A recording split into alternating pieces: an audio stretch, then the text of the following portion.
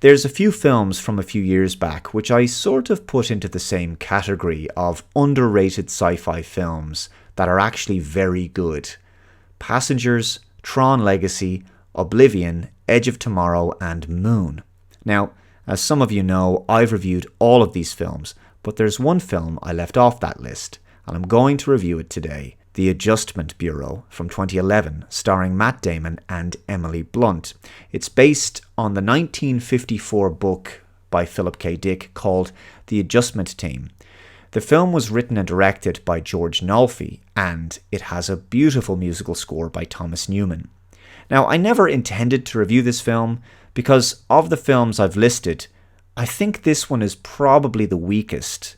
But that being said, I think it's a decent movie. If you haven't seen this film, please go and watch it now and then come back to this review later.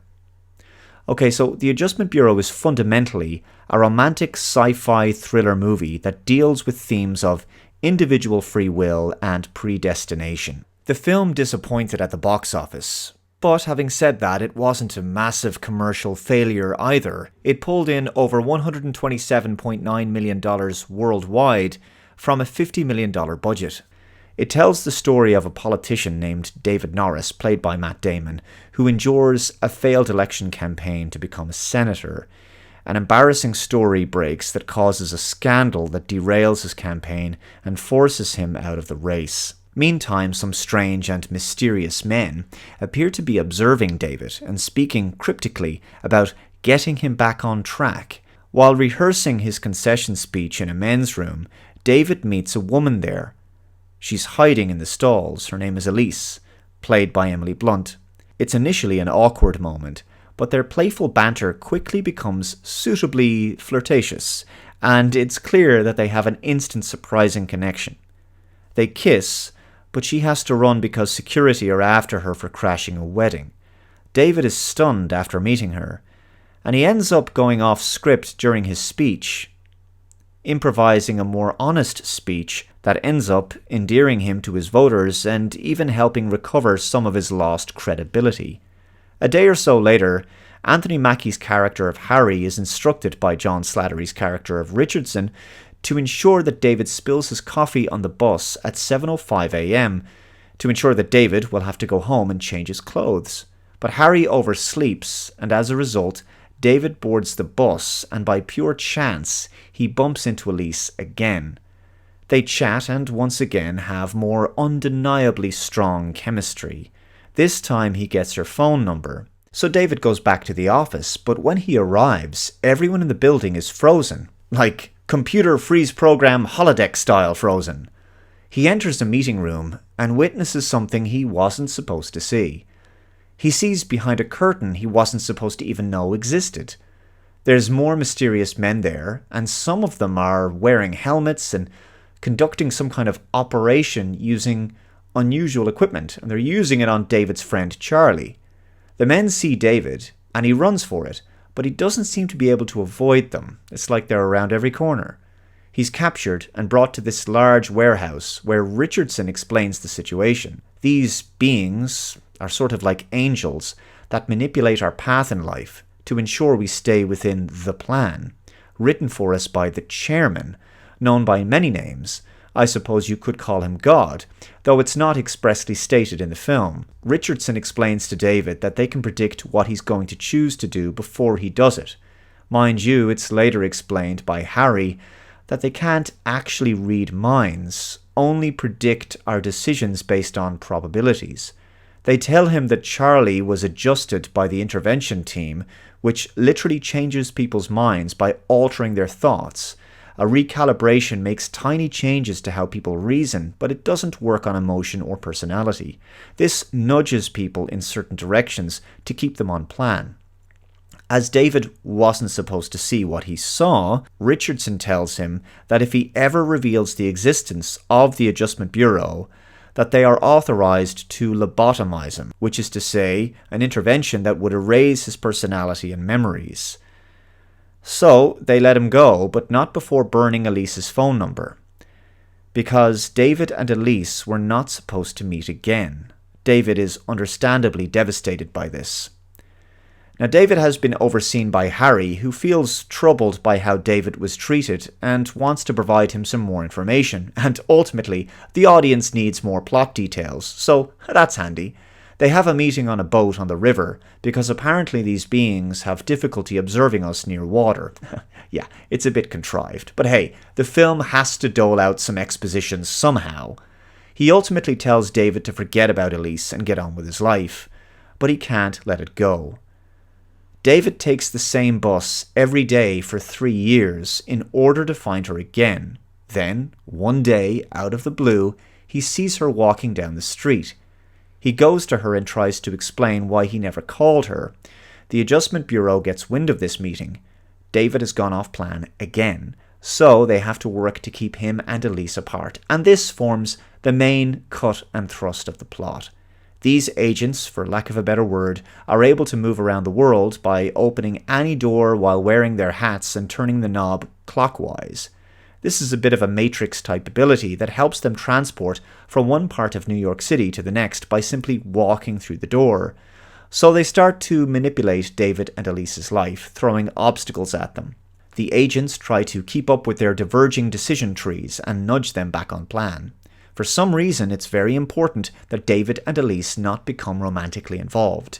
Richardson is eventually taken aside and informed that the reason that David and Elise have such strong chemistry is because in an earlier version of the plan, they were supposed to be together, but remnants of those old plans keep pushing them together. So they feel like they belong to each other, even though they don't. The case is then kicked upstairs to a more serious senior agent named Thompson, played by the magnificent Terence Stamp. He explains the situation to David in no uncertain terms. David asks him what happened to free will. Thompson explains that they tried free will before, after taking humanity from hunting and gathering to the height of the Roman Empire, and then they stepped back. Humanity produced 5 centuries of the Dark Ages by itself. The agents returned and nudged humanity towards great things, the Renaissance, the Enlightenment, scientific revolution. The Adjustment Bureau taught humans to control their impulses with reason. Then they stepped back again in 1910, and within 50 years, humanity produced various horrors of the 20th century. So the Bureau stepped in again before humanity did something even they couldn't fix. He tells David that they don't have free will, merely the appearance of it. Small, everyday choices? Sure, but not the big stuff that affects the course of history. Thompson explains that they want him to win the election and even go all the way to one day become president. David can change the world, but that won't happen if he stays with Elise. And it's because of what being with her does to him. It effectively satiates him and makes him feel like he has enough happiness.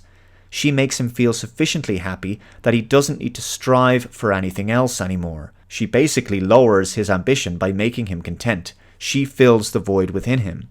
David pleads with Thompson that all he has is his choices, and he chooses Elise, come what may. Thompson lets him go, but it's clear this isn't over. When David goes to Elise's dance performance, Thompson shows up. He tells David that staying with her not only kills his dreams, but hers as well. He says that Elise is on course to becoming a famous dancer, and later, a famous dance choreographer, but none of that happens if she stays with him. Now, I have to say, ultimately, I know which path I would choose in this scenario. Happiness over career. It's pretty simple, really. But anyway, Thompson causes Elise to fall. She hurts her ankle and David takes her to the hospital. She's fine, just a sprain. David loses it with Thompson and punches him. He says that this is what David does. He squanders opportunities other people would kill for with impulsive behaviour. 11 months pass. David and Elise are no longer seeing each other. David has gotten back on the campaign trail and has decided to focus on his political career. Meantime, Elise has moved on and is about to marry her choreographer. David learns about this in the newspaper. He meets with Harry, who agrees to help him get to her before the wedding takes place, so that David can try to convince her to get back with him. So he teaches David about the network of doors they use and gives him a hat in order to navigate through the city and stay ahead of the other agents. David gets to Elise in time, but she doesn't want to see him because of how much she's been hurt by him. He reveals the truth about the Adjustment Bureau, So now Thompson orders that David be lobotomized by the intervention team, so it's a race against time. David takes Elise around the city via the door system. These extraordinary transitions are understandably shocking to her. They're also extremely well filmed. She doesn't understand what's going on. He wants to enter the realm of the agents and confront the chairman directly. Eventually they're cornered and Thompson confronts them, but in the end Harry shows up and explains that there's been a change of plan. Literally, the chairman rewrote it. Apparently David has met the chairman at some point, though they show up in different forms to different people. Now, there are a lot of fan theories about just who the chairman is in the film, presumed to be a minor character that David bumped into along the way. One prominent theory is the bartender from earlier in the film, played by Jennifer Ely. However, originally, the chairman in the film was in fact played by Shohreh Aghdashloo, who you might remember also played Commodore Paris from Star Trek Beyond. Her scenes were cut from this film, however. The film ultimately ends with David and Elise left alone to live their lives together, according to a new plan, whatever that turns out to be.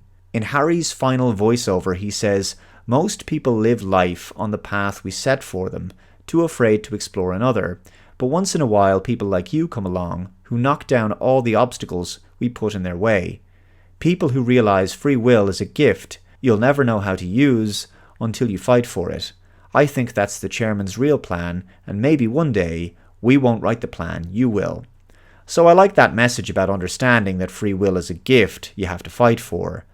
But the ending is perhaps the poorest aspect of the film. What I really like about the film is the central concept of the story. The Adjustment Bureau is a solid and cool and interesting idea for a science fiction film. The performances are wonderful, great direction and editing, it's beautifully shot, and, like I said, the musical score is fantastic. The film is also very well paced. But the ending feels a bit too deus ex machina, with basically God or the chairman stepping in at the last minute to bring about a resolution. The conclusion feels a bit too much like a love conquers all type Hollywood cliche, which just doesn't feel satisfying in my view. I have absolutely no idea how most of you will react to this one. I'm extremely curious to find out what you think of it. Now, The Adjustment Bureau as a film is often compared to Limitless with Bradley Cooper. Both films came out the same year, 2011. The Adjustment Bureau came out first, and that's about unlocking one's potential by deviating from the Matrix-like predetermined plan of a controlled reality.